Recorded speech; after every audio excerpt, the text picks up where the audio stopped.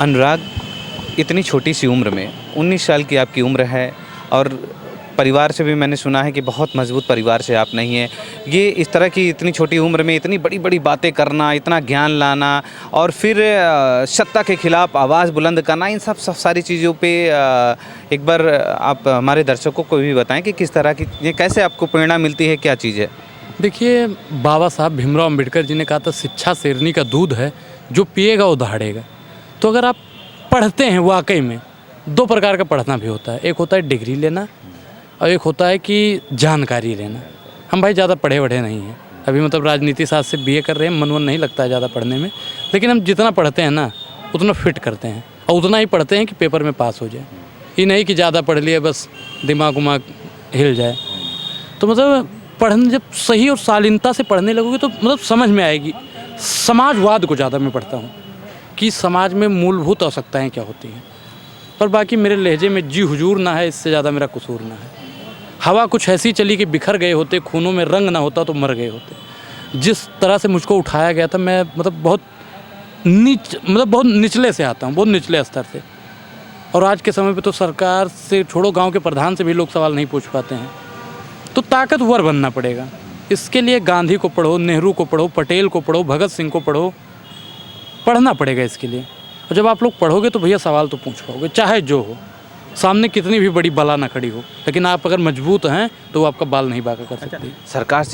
सरकार पे आप इतना तीखा हमला करते हैं और उसके बाद सरकार के खिलाफ भी कई सारी पोस्ट मैंने देखे हैं जिसमें आप सरकार को अनाप शनाप भी बोल डालते हैं। तो फिर सरकार की तरफ से डर नहीं लगता है कि आपको कभी बड़ी कार्रवाई हो जाएगी, फिर घर वाले क्या सोचेंगे? घर वालों की तरफ से कभी भी ये सब चीज़ें नहीं आती हैं कि आपको रोका जाए? देखिए, वो चाहते हैं कि हिंदुस्तान छोड़ दें हम, वो चाहते हैं कि हिंदुस्तान छोड़ दें हम, अब भूत के डर से मकान छोड़ दें हम। अब बताइए कि सरकार से मैं सिर्फ सवाल करता हूँ और सवाल का जवाब देना सरकार की जवाबदेही है। जब मैं वोट डालता हूँ तब तो मोदी जी जब जीत जाते हैं तब तो बधाई देते हैं, देशवासियों का आभार। लेकिन जब देश का लोग सवाल पूछता है तो मोदी जी को दिक्कत क्यों होती है? आपको याद होगा 54 या 56 में नेहरू जी से एक औरत ने पूछा कि देश आज़ाद हो गया, आप प्रधानमंत्री बन गए, हमको कहाँ मिला? उन्होंने कॉलर पकड़ा था मोदी, तो उन्होंने कहा आपको हमारा कॉलर पकड़ने का अधिकार मिल गया। लेकिन हम तो सरकार से सिर्फ सवाल पूछ रहे हैं। आपको मैं बता दूं कि 29 अप्रैल 2023 को बिना FIR के हमको अयोध्या पुलिस उठा लेती है, STF लखनऊ जाता है। अब बताइए कि मैंने सिर्फ सवाल पूछा है और इतना उत्पीड़ित किया जाता है। अच्छा, किस तरह के सवाल जब पुलिस आपको अपनी कस्टडी में रखती है, फिर किस तरह के सवाल, क्या क्या दबाव? कुछ अरे बहुत दबाव, मोदी योगी के खिलाफ मत बोलो, सरकार से सवाल मत पूछो, तुम ही बड़का होशियार हो, फलाना ढिमकाना, मतलब बहुत जितना होता है लोकारंजन जितने कहते हैं। भारतीय जनता पार्टी की राजनीति में भारतीय जनता पार्टी का जो पुलिस प्रशासन का लोकारंजन होता है उस हिसाब से उन्होंने पूछा। बाकी मैं जैसा आज बोल रहा हूँ वैसे वहाँ भी बोला और आगे भी ऐसा ही जनता का मुझे प्यार मिलता रहा। तो अनुराग ओझा ऐसे बोलता रहेगा, दबने वाला नहीं है। बिल्कुल नहीं डरोगे? डरना क्यों है भाई? डरता वो है जिनकी हड्डियों में पानी भरा होता है। और मैं क्रांतिकारी हूँ, क्रांतिकारी लोग बोलता है। भगत सिंह अगर डर जाते तो अपना देश आज़ाद ना होता, गांधी जी अगर डर जाते तो देश आज़ाद ना होता, पटेल साहब अगर डर जाते तो जितने भी 565 रजवाड़े थे उनका विलय ना होता। आपको अंबेडकर नगर से गोंडा आने में कम से कम 3-4 देशों की यात्रा करनी पड़ती। आप 1 महीना पहले वीज़ा पासपोर्ट बनवाते तब गोंडा आते। तो ये पटेल साहब का हम तो बहुत बहुत धन्यवाद करते हैं कि उन्होंने रजवाड़ों का विलय करवाया। तो भैया मतलब वो लोग जब नहीं डरे गोरे अंग्रेज़ों से, तो हम अपने देश के संग्रेजों से डर जाएंगे, माफी वीर के वंशजों से डर जाएंगे। तो सरकार से इसी तरह पंगा लेते रहेंगे आप? बिल्कुल, सरकार से पंगा मैं लेता रहूँगा जब तक मेरे सांस रहेगी, आखिरी दम तक अनुराग ओझा बोलता रहेगा। इसके लिए अनुराग ओझा को अगर फांसी भी दे देते हैं तो अनुराग ओझा डरने वाला नहीं है। कुछ लोग सोचते होंगे, मैं फिर बता दूं आप लोगों को कि अनुराग ओझा के ऊपर जेल मुकदमा भी किया जाएगा, अनुराग ओझा को मारा भी जाएगा, अनुराग ओझा को कई बार मार भी चुके हैं लोग, बहुत जुल्म होंगे हम पे, तब आप लोग बोलिएगा। उससे पहले तो ये लोग बोलेंगे नहीं।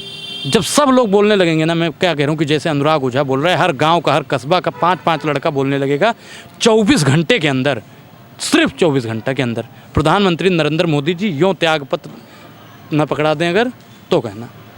तो आपको लगता है कि मीडिया पूरी तरह गुलाम हो चुकी है और आवाज़ नहीं उठाती है? मीडिया का सर काम होता है, इतना तो तवाएं रंग नहीं बदलती हैं जितना आज चंद पैसों के लिए मीडिया अपनी अदाएँ बदल रही हैं। इतना तो मजनू भी नहीं पिटा है लैला के प्यार में जितना बेरोजगार युवा पिट रहा है साहब की सरकार में। लेकिन आज सब भी युवा बोलने को तैयार नहीं है साहब, ये गलत है। इसलिए मैं बोल रहा हूँ क्योंकि अनुराग ओझा को तो साहब नौकरी अब मिलेगी नहीं। पूछिए क्यों? क्योंकि अनुराग ओझा के ऊपर 506, 505, 504 लाद दिया गया है। हमें जानता हूँ कि जितने भी मेरे भाई हैं जो किसी भी प्रकार की कोई भी तैयारी कर रहे हैं, कम से कम उनको तो रोजगार मिले। भारतीय संविधान 19 के अनुच्छेद में साफ तौर पे लिखा, हर भारत का नागरिक स्वतंत्र है अपनी बात कहने का। स्वतंत्रता का अधिकार है, लेकिन स्वतंत्रता का अधिकार मुझे लगता है भाई, मेरा पर्सनल विचार है कि पूर्ण रूप से संविधान इस देश में लागू नहीं है। 2014 से पहले था। 24 घंटा संविधान को बदलने के लिए रणनीति बनाई जा रही है, आपको भी मालूम है। तो क्या लगता है कि इस बार अगर सरकार आ जाती है तो 2000 संविधान बदल दिया जाएगा, बदल दिया संविधान बदल दिया जाएगा। और मैं क्या कह रहा हूँ कि SC, ST, OBC माइनॉरिटी के लोग, बहुजन समाज के जितने भी लोग हैं ना, दलित, पिछड़ा, आदिवासी जितना है, अगर वो नहीं समझा तो भैया कुछ बचने वाला नहीं है, और बचाने से कुछ बचता नहीं है। अनुराग ओझा के अकेले बोलने से साहब कुछ फ़ायदा होने वाला नहीं है, सबको बोलना पड़ेगा। नहीं तो भैया हम क्या हैं कि ब्राह्मण हैं, हम तो भैया कहीं ना कहीं एडजस्ट हो जाएंगे। आपके कहने का अर्थ ये है कि देश बलिदान मांग रहा है? बिल्कुल।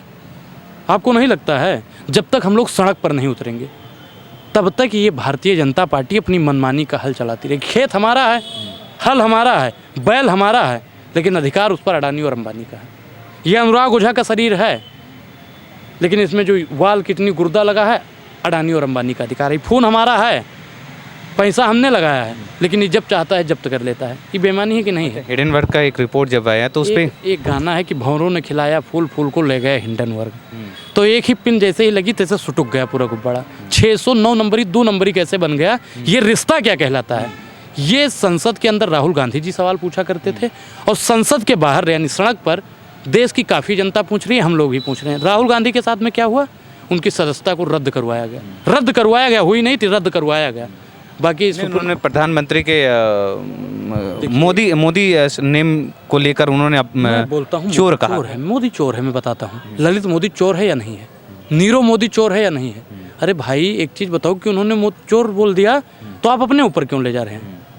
अगर मैं कहता हूँ स्वतंत्र मौर्य ने मेरे ऊपर मुकदमा करवाया, मैं तो बोलता हूँ, और हम बदले हैं साहब, अभी बदले तो बाकी हैं, सरकार बदलेगी, हर जुल्म का हिसाब लिया जाएगा। अब मैं मौर्य बोल रहा हूँ तो आपको चिढ़ नहीं होना चाहिए ना, मैंने स्वतंत्र मौर्य बोला है। तो अडानी और अंबानी और उनका क्या नाम है, नीरव मोदी, ललित मोदी का नाम ले लेते हैं। नरेंद्र मोदी को चिढ़ क्यों हुई? और नरेंद्र मोदी को छोड़ो, दूसरे मोदी को चिढ़ क्यों हुई जिसने FIR करवाया, सदस्यता रद्द करवाई? आप बताइए कि रमेश भिदुड़ी ने जिसने गाली दी थी दानिश अली को, पता नहीं क्या मुल्ला कटमुल्ला भड़वे, पता नहीं क्या क्या बोल दिया, मैं वो शब्द दोबारा नहीं लेना चाहता हूँ, उनके ऊपर ये कार्रवाई क्यों नहीं हुई? जब BJP का लोग बोलता है तो कोई दिक्कत नहीं है किसी को, लेकिन अगर विपक्ष बोल देता है तो उनका सदस्यता रद्द करवा दिया जाता है, ED CBI भेज के घर को गिरवा दिया जाता है। अच्छा, घर पे कभी इस तरह की आपकी चीज़ नहीं होती कि अभी इन सब चीज़ों से आप संन्यास? भाई घर वाले परेशान रहते हैं, कोई नहीं चाहता है। आपको एक कहावत में बता दूं कि घर वाला चाहता है कि दूसरे का बेटा फौज में जाए, हमारा बेटा ना जाए। आप लोग भी, आपके गांव में भी लोग कहते हैं। तो मतलब घर वाले भगत सिंह को भी समझाया करते थे कि काहे पड़े हो, रहने दो, छोड़ो। लेकिन हम लोग भगत सिंह को मैं बहुत ज़्यादा फॉलो करता हूँ। मैं चाहे 1 मिनट के लिए भगत सिंह को कुछ ना कुछ पढ़ूँ, लेकिन पढ़ता ज़रूर। भगत सिंह ने कहा था कि जिस मिट्टी में हमारा जन्म हुआ है, उस मिट्टी के लिए अगर मिट्टी में मुझे मिल जाना पड़े तो हम पीछे हटने वाले नहीं हैं। वतन की मोहब्बत में खुद को तपाए बैठे हैं और मरेंगे देश के लिए शर्त मौत का लगाए बैठे हैं।